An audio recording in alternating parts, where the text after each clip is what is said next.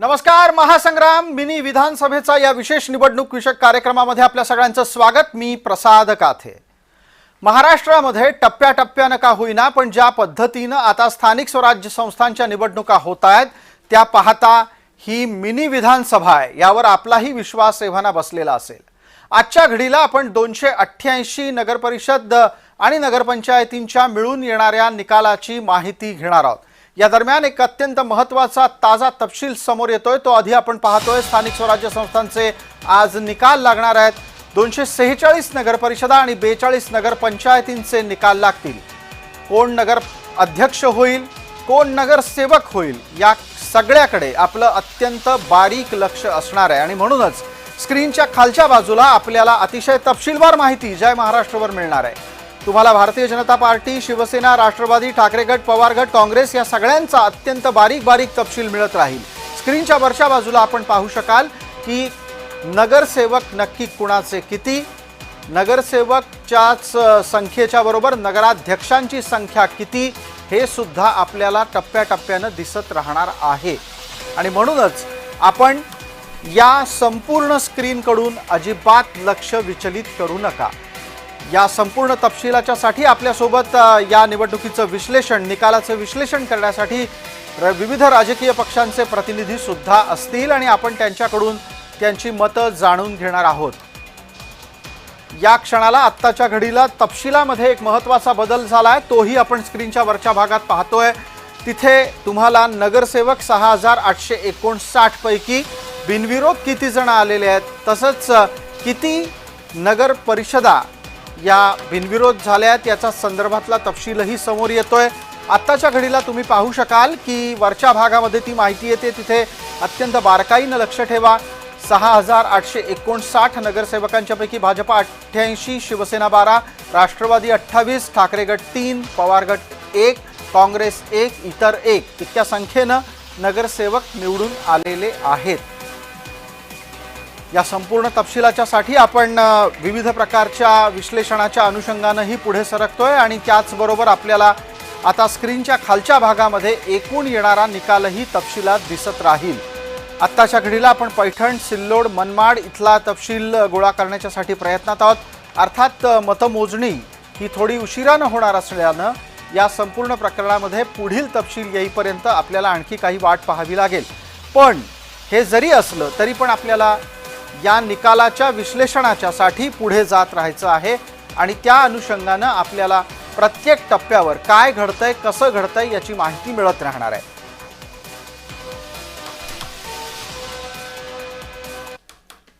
या संपूर्ण तपशिलाच्यासाठी आपल्यासोबत कोण मान्यवर आहेत याचा आपल्याला पटकन परिचय करून देतो. आपल्यासोबत या चर्चेत मकरंद मुळे आहेत, राजकीय विश्लेषक या नात्यानं. माझ्यासोबत मुंबईच्या स्टुडिओमध्ये तुषार रसाळ आहेत, ते उद्धव गटाचे प्रतिनिधी या नात्यानं चर्चेत आहेत.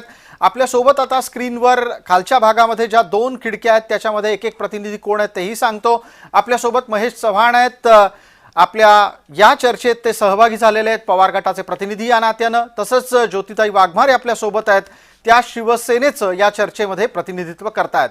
मी प्रसाद काथे आपल्या सगळ्यांचं या चर्चेत स्वागत करतो. आणि या चर्चेच्या निमित्तानं पहिला प्रश्न अत्यंत थेट आणि स्पष्टपणे मी विचारतोय तो आपल्यासोबत असलेल्या ठाकरे गटाचे प्रतिनिधी तुषार रसाळ यांना. तुषारजी, आकडे आत्ता जे दिसत आहेत त्यात तुमची पिछाडी दिसतेय. सुरुवात आत्ताच झालेली आहे, अजून वेळ गेलेला नाहीये. थोडा वेळ थांबल्यावरती तुम्हाला याच्यामध्ये बदल नक्कीच दिसेल आणि महाराष्ट्राची जनता नक्कीच ठाकरे बंधूंसोबत आहे आणि लवकरच चित्र क्लिअर होईल तुम्हाला. आपण ठाकरे बंधू म्हणायला गेलात तर हे ठाकरे बंधू प्रचाराला पण गेले नव्हते. प्रचाराला गेले नव्हते असं बोलता येणार नाही, कारण की प्रत्येक ठिकाणी जर तुम्ही पाहिलं तर त्यांनी आपले शिलेदार निवडून ठेवले होते आणि त्या शिलेदारांनी तिथे प्रचार केलेला. अच्छा, एक मिनिट पटकन ज्योती वाघमारेंपर्यंत पोहोचूयात आणि ज्योती वाघमारेंकडून याचं उत्तर घेऊयात. ज्योती वाघमारे, आपण ऐकलं असेल शिलेदार गेले, सरदार काही गेले नाही. हे बघा, नगरपालिका, नगरपरिषदा ह्या कार्यकर्त्यांच्या निवडणुका असतात आणि कार्यकर्त्यांच्या निवडणुका असल्या म्हणून नेत्यांनी घरामध्ये बंद होऊन घरकोंबडा होऊन राहणं हे काही योग्य नसतं. आमच्या नेत्यांनी तुम लढो हम कपडे संभालते अशा पद्धतीची भूमिका नाही घेतली.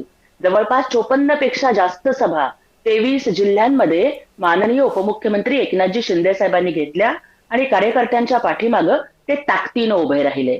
आणि दुसऱ्या बाजूला मात्र उभाठा हे कलानगरच्या बाहेर गेलेच नाहीत. ते घरात बसले. त्यांनी कार्यकर्त्यांना बळ नाही दिलं आणि कार्यकर्ते एकाकी आणि नेते मात्र फक्त सोशल मीडियावरती ज्योती आणि वाघमारेंच्या प्रसार या माध्यमांवरती निरीक्षणाच्या दिसत होत्या. अनुषंगाने एक उत्तर देण्याची संधी पटकन तुषार रसाळ यांना आहे. तुषार रसाळ 30 सेकंद आहेत. नुसतं टोमणे मारणं, घोरकमुडा आणि हे गद्दारांना दुसरं काही जमणारच नाहीये. आणि गद्दारी केलेली आहे. आज महाराष्ट्राने पाहिलेलं आहे काय नक्की चाललेलं आहे. गद्दार कोण आणि खुद्दार कोण हे महाराष्ट्राच्या जनतेने महाराष्ट्राने दाखवून दिलेलं आहे. महाराष्ट्राने विधानसभेच्या निवडणुकांमध्ये, महाराष्ट्र तुम्हाला नक्कीच लोकसभेच्या दाखवेल निवडणुकांच्या यापुढे मध्ये. गद्दार कोण, तुम्ही कसं आणि काय त्याच्यामुळे केलं. याबद्दल आपण म्हणजे बोलू नये. गुजरात टू गोवा वाया गुवाहाटी जसं तुम्ही फिरलात ते काय लोकांनी सोनिया बघितलं नाही असं नाहीये. गांधींच्या घरी जाऊन कोण महाराष्ट्राच्या मुद्रे घातले, कोण गांधीन लोकांकडे वैदिकरण केलं, महाराष्ट्राच्या हे सगळं इतिहासात माहिती तुम्ही आहे. जर पाहिलं तर बऱ्याच आणि वेळा कुठल्या गद्दारी गोष्टी, झालेली आहे. जनतेशी छत्रपती गद्दारी शिवाजी तुम्ही केली, महाराजांसोबत हिंदू झालेली आहे, बाळासाहेब शंभू ठाकरेंच्या महाराजांसोबत झालेली आहे. विचारांशी आणि जर गद्दारी आता तुम्ही पाहिलं केली. तर महाराष्ट्राच्या जनतेसोबत जी गद्दारी केलेली आहे ती तुम्ही केलेली आहे. महाराष्ट्राच्या जनमताची गद्दारी तर तुम्ही केली. तुषार रसाळ, ज्योती वाघमारे या चर्चेत तुषार रसाळांनी दिलेले संदर्भ पाहायला गेलं तर ते खरं तर 4 वर्ष ते थेट जवळपास 400 वर्ष इतके दोन्ही संदर्भ ते देतात. ज्योती वाघमारे, सातत्यानं आणखी किती वर्ष तुम्ही स्वतःला गद्दार म्हणवून घेत राहणार आहात लोकांकडून? हे बघा, या लोकांना आरोप करण्याशिवाय दुसरं काय जमतं? कारण हे ना फक्त स्वतःच्या घरामध्ये घरकोंबडा होऊन राहिले. महाराष्ट्राच्या जनतेने सिद्ध केलंय की खरी शिवसेना ही एकनाथजी शिंदे साहेब यांच्या नेतृत्वाखालची शिवसेना आहे. अरे जे लोक म्हणजे सोनिया गांधींच्या घरी जाऊन त्यांच्या उमऱ्यावरती लोटांगण घालतायत, ते काय आम्हाला गद्दारीची भाषा ते शिकवणार आहेत? अरे ह्यांनी महाराष्ट्राच्या जनतेशी गद्दारी केली. हे ठीक आहे, लोक आपल्याला म्हणजे निवडणूक भाजपशी विश्लेषणाच्या लग्न लावून निमित्ताने पुढे काँग्रेससोबत जायचंय. पळून आपण गेलेले लोक पटकन आहेत. या सगळ्या त्यामुळे चर्चेतला जो यांनी महत्वाचा भाषा धागा आहे तो घेऊन पुढे जाऊ. आकडेवारी दरम्यान टीव्ही स्क्रीनच्या वरच्या आणि खालच्या भागामध्ये टप्प्याटप्प्याने येत राहील, ते आपण पाहूयात. मला एक मकरंद मुळेंकडून मिनिटभरामध्ये यावरचं विश्लेषण लागेल. आपण पाहिलं तर महाराष्ट्राच्या मुख्यमंत्र्यांसोबत दोन्ही उपमुख्यमंत्री प्रचारासाठी उतरलेले होते.